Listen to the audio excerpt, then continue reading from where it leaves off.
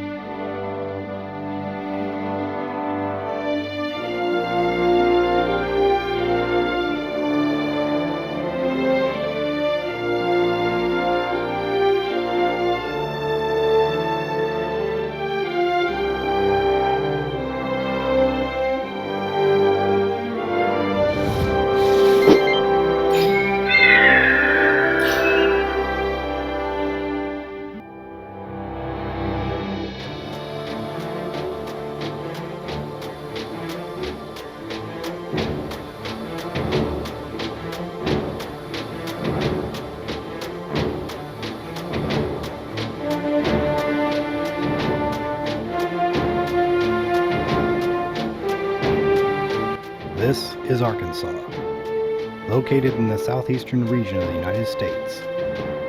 Little Rock is the capital and the most populous city, with winding walkways and scenic rivers. One of the famous Arkansas rivers was called La Petite Rocher, which was French for the Little Rock.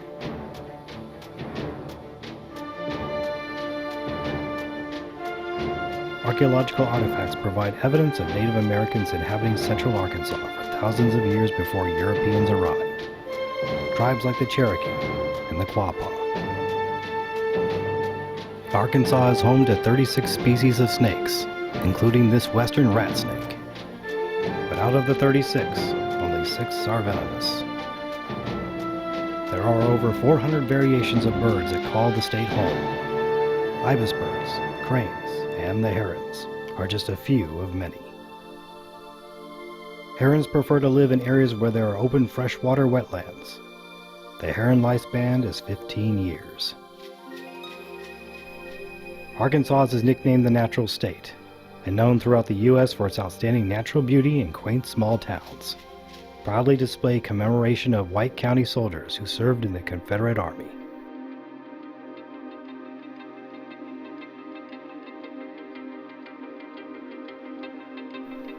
Small towns like Searcy, with a population of 23,768, offer a friendly atmosphere and a sense of belonging for any traveler.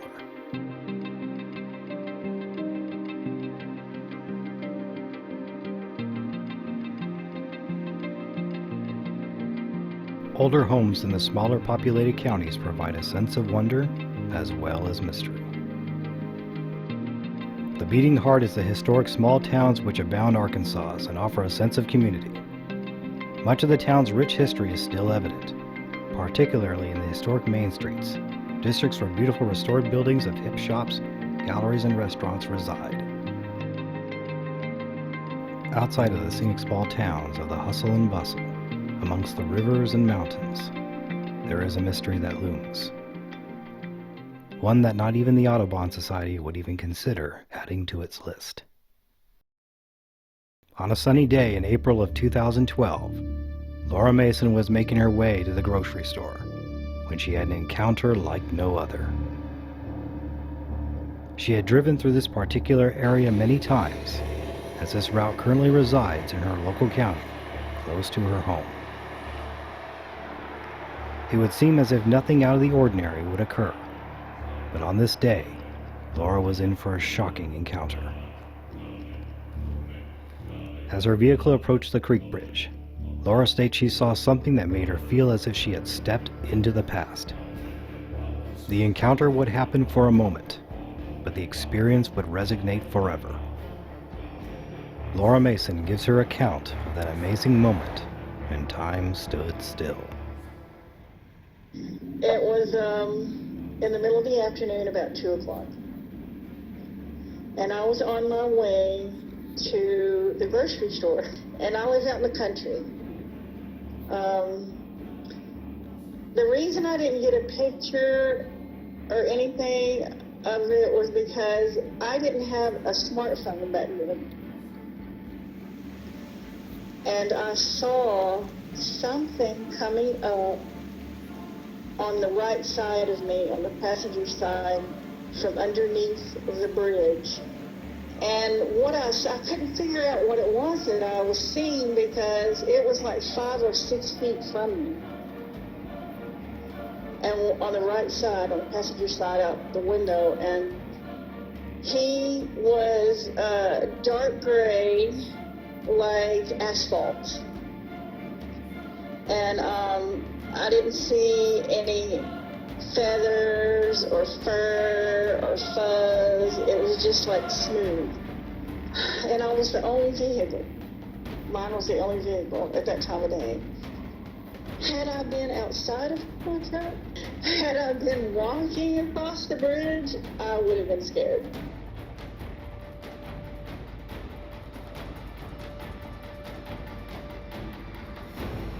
A living pterosaur in the state of Arkansas?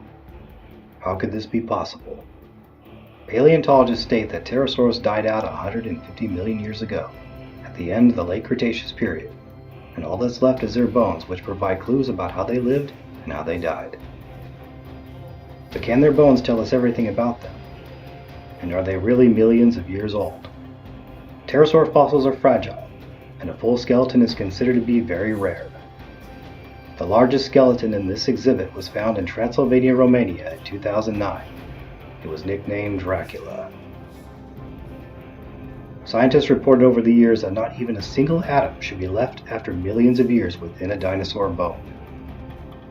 But when Mary Schweitzer rocked the scientific world with her discovery of dinosaur tissue within T-Rex bone, it would have been considered highly unusual for those who have followed the paradigm of when dinosaurs lived and when they died.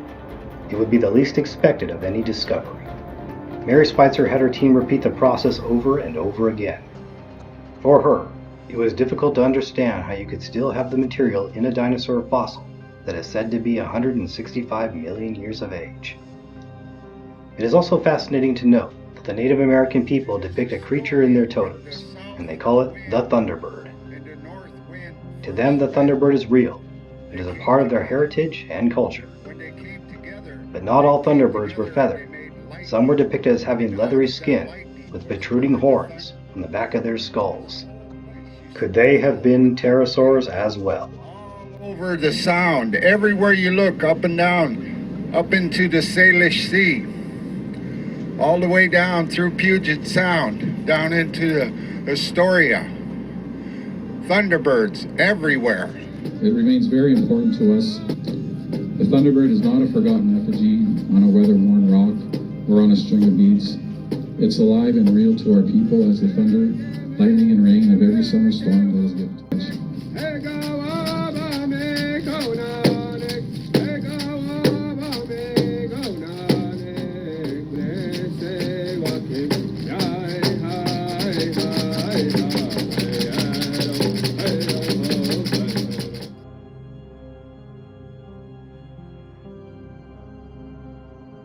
The avian culture is sure to delight any bird enthusiast in Arkansas, especially if you're able to view the northern mockingbird, which just so happens to be the state bird. This little fellow can live up to 20 years. He is known for his singing capabilities and can learn up to a variety of 200 songs.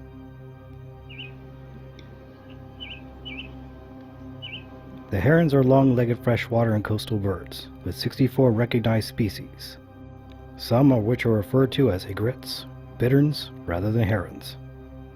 Though large, they tend to be a little clumsy.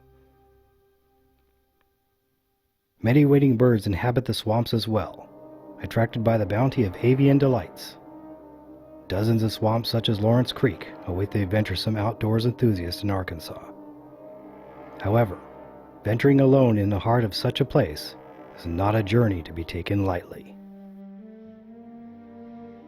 In Papua New Guinea, the natives refer to a large flying creature as the Ropen. It resembles a pterosaur species.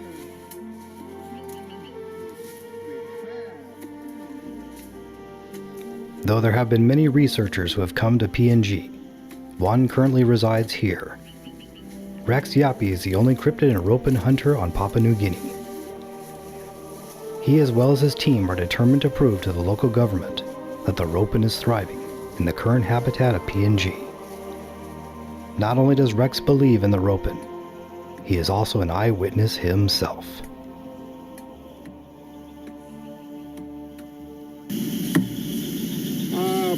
This is Ropen Hunter Expedition 2019. We are coming on live all the way from Mumbai Island. This is my team. I wouldn't know, tomorrow when the weather is good, we will be going the other part of the mountain range to do the filming and all this. So right now we are winding up because the time is already clock 5:30. So we are going back home. So thanks for staying with us all through this session, and then God bless you all. Thank you.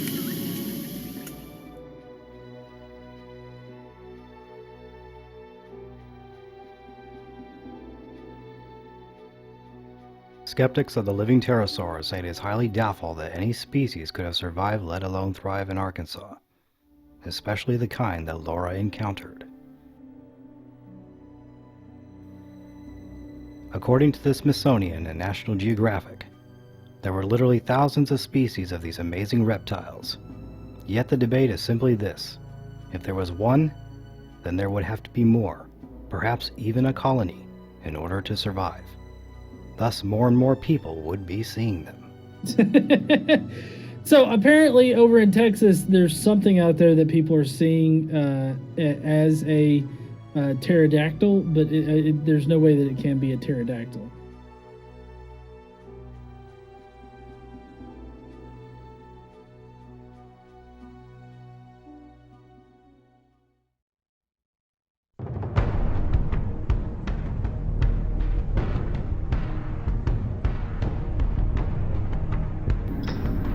The reason I didn't get a picture or anything of it was because I didn't have a smartphone back then. And I had no reason to carry a camera with me to the grocery store. I wasn't scared. Like I said, its mouth was closed, but it looked like I didn't see any teeth. Not that it didn't have any, they just weren't protruding out of the mouth or anything. I saw his left eye, and I saw his beak or bill, and I saw the bottom half of the head crest. He was dark gray like asphalt, and I didn't see any feathers or fur or fuzz. It was just like smooth.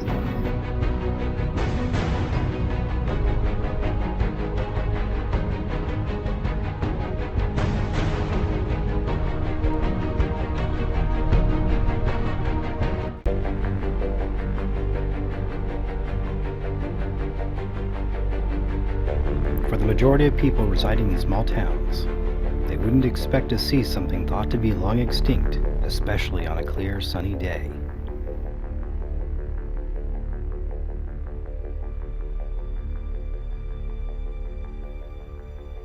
The thought of a pterosaur alive today would be an amazing discovery, but for most skeptics, it's simply impossible.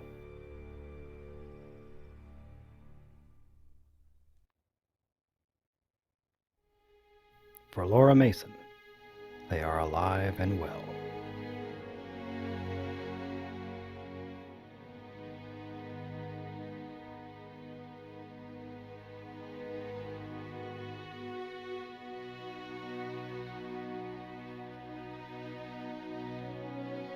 When we are young, we turn to the first page of a dinosaur book and read millions of years ago. We are led to believe these amazing reptiles of the land, sea, and sky are long gone. And yet, the eyewitness steps forward. They are the proof needed to challenge the preconceived notion that these creatures are far from extinct. The skeptic will be skeptical, and the sightings will continue worldwide. For Laura Mason, the encounter was real. On a bright sunny day, the pterosaur was 6 feet from her truck, and no one, not anyone, will ever convince her otherwise of what she saw that fateful day. Laura Mason is not just the first to see such a creature, and she will not be the last.